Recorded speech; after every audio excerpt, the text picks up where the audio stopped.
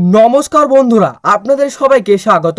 আজকের বিস্তারিত আবহাওয়ার বিশেষ আপডেটে আজকের এই প্রতিবেদনে জানাবো পশ্চিমবঙ্গের কোন কোন জেলায় ভারী থেকে অতি ভারী বৃষ্টির সম্ভাবনা রয়েছে, কলকাতার আবহাওয়া কেমন থাকবে, উত্তরবঙ্গ ও দক্ষিণবঙ্গের কোথায় বজ্র বিদ্যুৎ সহ ঝড় বৃষ্টি হতে পারে, পাশাপাশি ভারতের বিভিন্ন রাজ্য ও বাংলাদেশের সর্বশেষ আবহাওয়ার পরিস্থিতি তুলে ধরা হবে।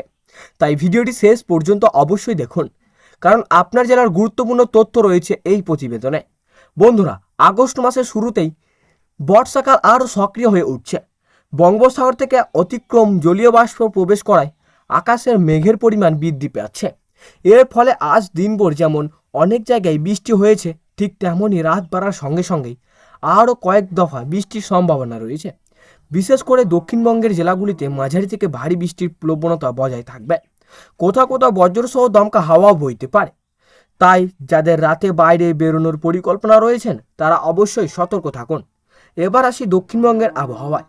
কলকাতা, হাওড়া, হুগলি, উত্তর চব্বিশ পরগনা, দক্ষিণ চব্বিশ পরগনা, নদিয়া, পূর্ব বর্ধমান, পশ্চিম বর্ধমান, পূর্ব ও পশ্চিম মেদিনীপুর, ঝাড়গ্রাম, বাঁকুড়া, পুরুলিয়া, বীরভূম এবং মুর্শিদাবাদ জেলার বিভিন্ন এলাকায় আজ রাতেও দফায় দফায় বৃষ্টির সম্ভাবনা রয়েছে। কিছু এলাকায় অল্প সময়ের জন্য প্রবল বৃষ্টির কারণে জল জমে যাওয়ার আশঙ্কাও রয়েছে। নিচু এলাকায় বসবাসকারী মানুষদের বিশেষভাবে সতর্ক থাকার অনুরোধ করা হয়েছে। কলকাতার আবহাওয়া। কলকাতায় আজ রাতে আকাশ বেশিরভাগ সময় মেঘলা থাকবে। মাঝে মধ্যে হালকা থেকে মাঝারি বৃষ্টি এবং কয়েকটি এলাকায় বজ্রসহ বৃষ্টির সম্ভাবনা রয়েছে। রাতের তাপমাত্রা থাকবে তুলনামূলক আরামদায়ক, তবে বাতাসের আর্দ্রতার পরিমাণ বেশি থাকায় ভাবসা গরম অনুভূত হতে পারে। যদি বজ্রপাত শুরু হয় তাহলে অপ্রয়োজনীয়ভাবে ছাদে বা খোলা জায়গায় অবস্থান করবেন না। উত্তরবঙ্গের আবহাওয়া। দার্জিলিং, কালিম্পং, জলপাইগুড়ি, আলিপুরদুয়ার, কোচবিহার মাঝারি থেকে ভারী বৃষ্টির সম্ভাবনা রয়েছে। পাহাড়ি এলাকায় এবং কম দৃশ্যমানতার কারণে যান চলাচলের সমস্যাও তৈরি হতে পারে। মালদা ও উত্তর দিনাজপুর এবং দক্ষিণ দিনাজপুর মাঝারি বৃষ্টি ও বজ্রপাতের আশঙ্কা রয়েছে। পাহাড়ি নদীগুলো জলস্তর বৃদ্ধি পেতে পারে, তাই নদীর ধারে অযথা ভিড় না করার পরামর্শ দেওয়া হয়েছে। ভারতের অন্যান্য রাজ্যের আবহাওয়া। উড়িষ্যা, ঝাড়খণ্ড, বিহার, ছত্তিশগড়, মধ্যপ্রদেশ, উত্তরপ্রদেশ এবং আসামের বিভিন্ন এলাকায় বজ্রসহ বৃষ্টির সম্ভাবনা রয়েছে। মহারাষ্ট্রের উপকূলীয় এলাকায় মাঝারি থেকে ভারী বৃষ্টি অব্যাহত থাকতে পারে। কেরল ও কর্ণাটকের উপকূলীয় এলাকায় বর্ষার সক্রিয় প্রভাব দেখা যাবে।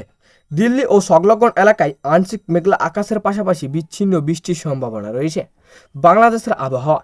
ঢাকা, ময়মনসিংহ, রাজশাহী, রংপুর, খুলনা, বরিশাল, চট্টগ্রাম ও সিলেট বিভাগের অধিকাংশ এলাকায় বজ্রসহ মাঝারি থেকে ভারী বৃষ্টির সম্ভাবনা রয়েছে। উপকূলীয় এলাকায় দমকা হাওয়া বইতে পারে। নদীপথে চলাচলকারী ছোট নৌযানগুলিকে সতর্কর সঙ্গে চালানোর পরামর্শ দেওয়া হয়েছে। রাতের গুরুত্বপূর্ণ সতর্কতা। বজ্রপাতের সময় খোলা মাঠে অবস্থান করবেন না। বড় গাছের নিচে বা বৈদ্যুতিক খুঁটির নিচে আশ্রয় নেবেন না। অপ্রয়োজনীয় ভ্রমণ এড়িয়ে চলুন।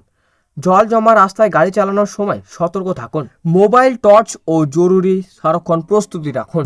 বন্ধুরা, এবার জেনে নেওয়া যাক আগামী 24 ঘন্টায় সম্ভাবত আবহাওয়ার বিস্তারিত বিশ্লেষণ। আজ রাত থেকে আগামীকাল সকাল পর্যন্ত দক্ষিণবঙ্গের বিভিন্ন জেলায় দফায় দফায় বজ্র বিদ্যুৎ সহ বৃষ্টির সম্ভাবনা রয়েছে। বিশেষ করে গভীর রাতের দিকে মেঘের সঞ্চালন আরও বাড়তে পারে, ফলে কোথাও কোথাও অল্প সময়ের জন্য ভারী বৃষ্টি নেমে আসতে পারে। যারা রাতে ট্রেনে বা বাসে বা ব্যক্তিগত গাড়িতে দীর্ঘ পথে যাত্রা করবেন তারা অবশ্যই সর্বশেষ আবহাওয়ার খবর দেখে বের হবেন।